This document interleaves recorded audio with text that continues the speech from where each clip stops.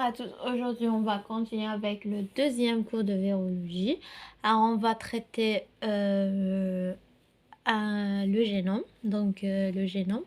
Ce qu'il faut savoir sur le génome, soit c'est un ADN, soit c'est un ARN. بمعنى le génome يقدر يكون ADN, يقدر يكون ARN. Ce qu'il faut savoir aussi sur le génome, quelles sont les caractéristiques de génome. Donc on a des caractéristiques, يعني خصائص تاع le génome. Donc الخاصية الأولى تاع le génome, c'est que ADN, d'accord, et ARN, donc ADN et ARN, ne sont jamais ensemble. Ne sont jamais ensemble. Donc, هذه الخاصية الأولى تاع le génome, que l'ADN et l'ARN ne sont jamais ensemble. D'accord? Pauvreté, يعني يفتقر, donc pauvreté génétique de virus. Des virus plutôt.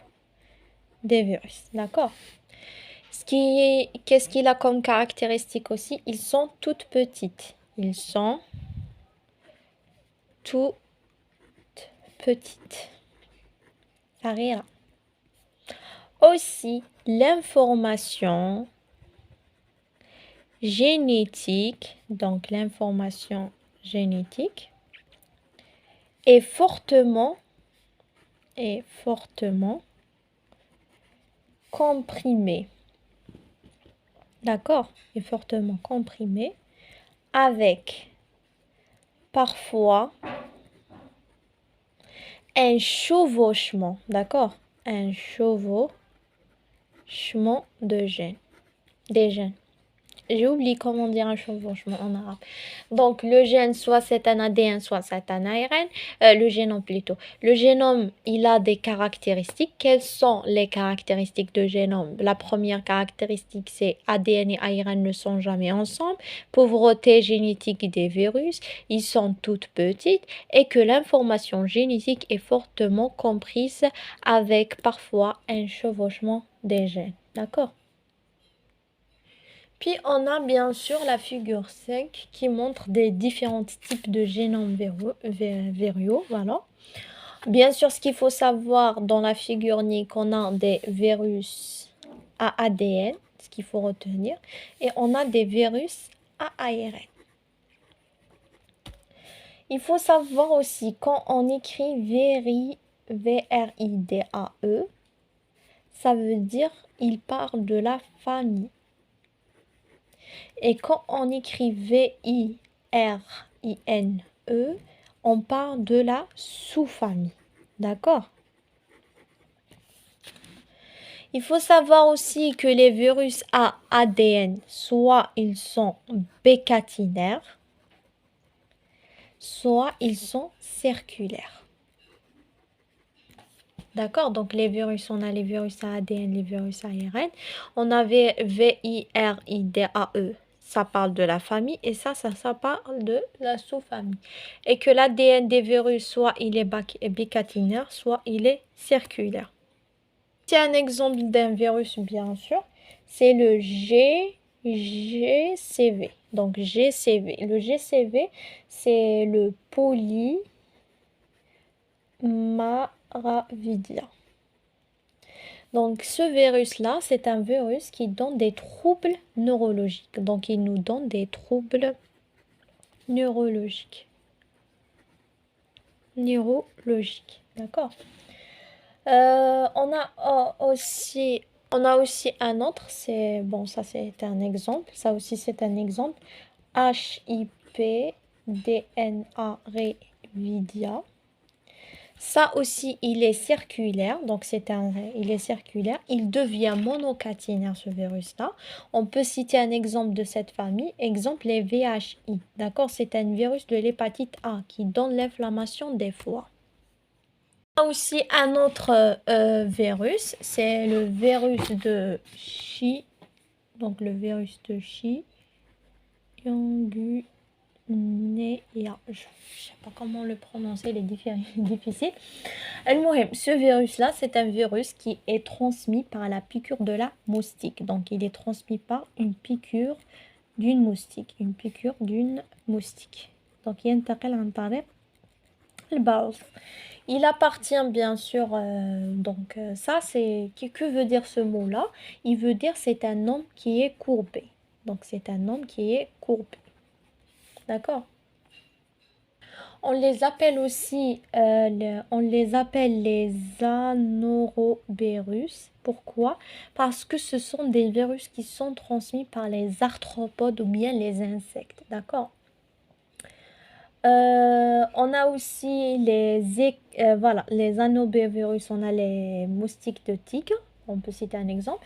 On a aussi les banovirus, qui veut dire une fièvre hémorragique non céphalique, c'est des douleurs triples à la tête.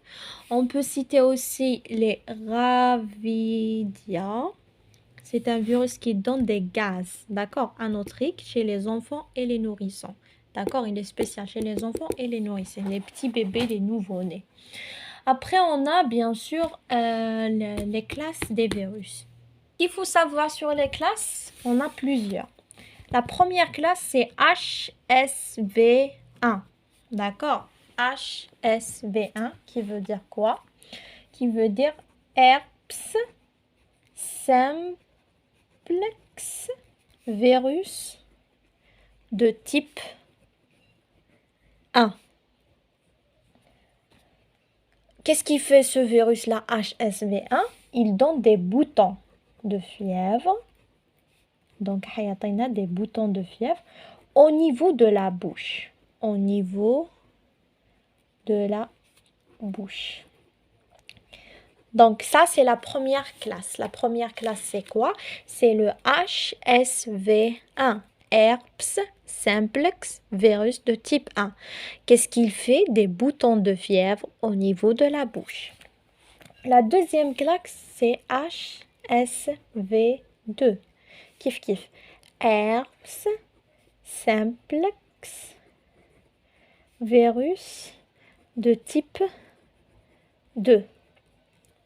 Ça, on ne le trouve pas au niveau de la bouche, mais on le trouve au niveau de l'appareil génital. D'accord? Après, on a aussi la troisième, c'est VZV. C'est varicelle zona virus. Donc, varicelle, VZV, varicelle zona virus. C'est des douleurs. Qu'est-ce qu'elle fait? Elle fait des douleurs graves. Donc, ces douleurs, elles sont vraiment graves. Bien sûr, la zona, elle est la plus complexe. Hein? D'accord? La zona, elle est plus complexe que la varicelle. Le EBV. Le EBV, qu'est-ce que ça veut dire? C'est Epstein Barra virus. Epstein Barra virus. Elle donne la maladie monocyliose. C'est la maladie de baiser. Donc ça, c'est une maladie de baiser. Qu'est-ce qu'elle fait, la maladie de baiser? Elle fait la fatigue, tout le temps envie de dormir. D'accord? Tout le temps envie de dormir. Je répète. Donc, le EBV, Epstein Barra virus, elle donne la maladie monocyliose. C'est une maladie de baiser. Quels sont ses symptômes? La fatigue et tout le temps envie de dormir. Tout le temps, c'est ça. Après, on a aussi le CMV. Le CMV, c'est les cytomegalovirus. Elle touche les femmes enceintes. Donc, elle touche quoi? Les femmes enceintes. Donc, elle touche les femmes enceintes. C'est dangereux pour sa maman, mais pas pour son bébé. Donc, pour la maman, mais pour le bébé, il va rien lui faire. Le bébé, il sera normal. Elle touche les pays beaucoup industriels. Donc, le CMV, c'est quoi? Elle est dangereuse pour la maman, mais pas pour son bébé. Et elle touche aussi les pays industriels. Puis, on a aussi le HV6. Herpésévirus humain. La classe est de 6. Dans la maladie, on l'appelle bien sûr la rhizole infantile. D'accord? C'est des éruptions cutanées suivies d'une forte fièvre. La fièvre, elle est trop forte ici. On a aussi le HHV7. Elle donne les mêmes symptômes que le HHV6. On a aussi le HHV8.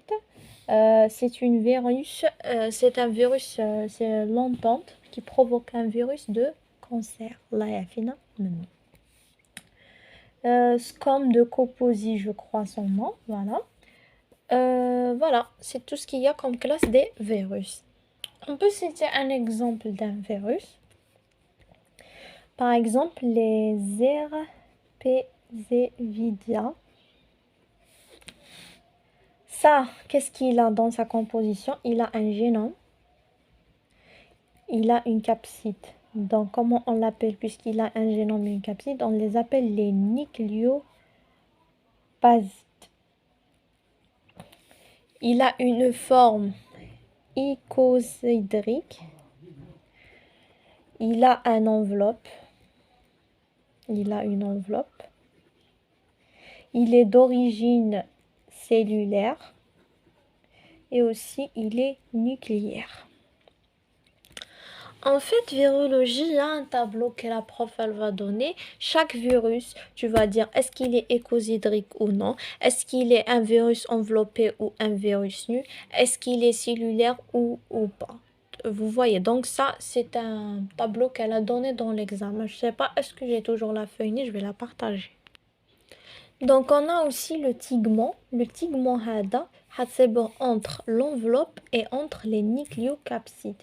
C'est quoi le tigment hada? C'est une couche protéique, d'accord, qui est fibreuse et qui talise le vide. Son rôle, c'est quoi le rôle taha?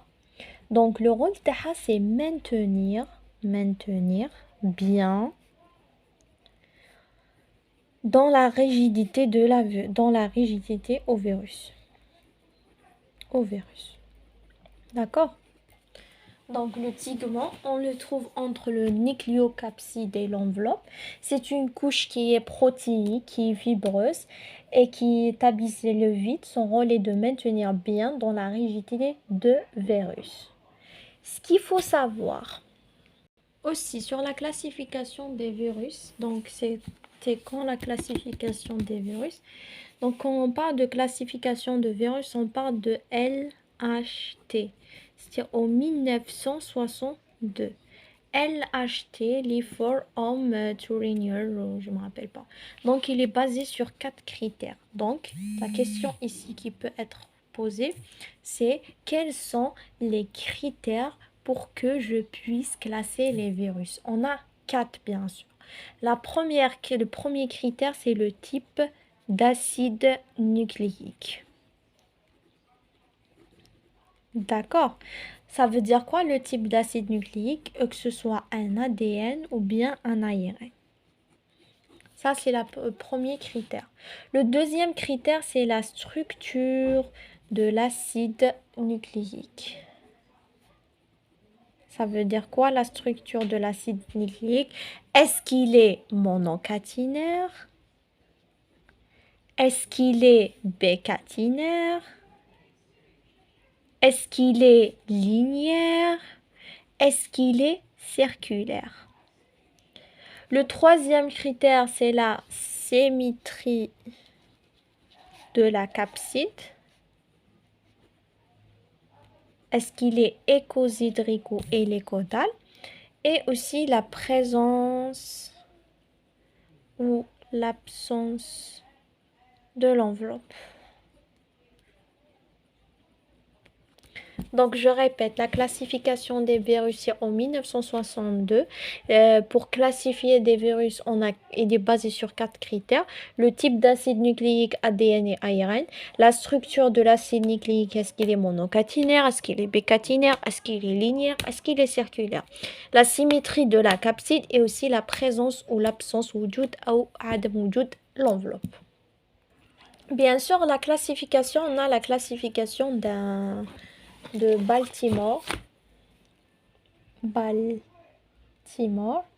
La classification de Baltimore, c'est en 1971. Il a fait le nouveau type de classification de virus, d'accord? Il s'est intéressé bien sûr au génome. Il a créé 7 groupes. Je me rappelle ça, c'est une question d'examen. Donc le génome, il faut savoir qu'un génome ARN, soit il est positif, soit il est négatif. Ici, c'est des ARN à polarité positive. Ici, c'est des ARN à polarité négative. Il faut savoir que aussi le VIH, c'est un virus à ARN.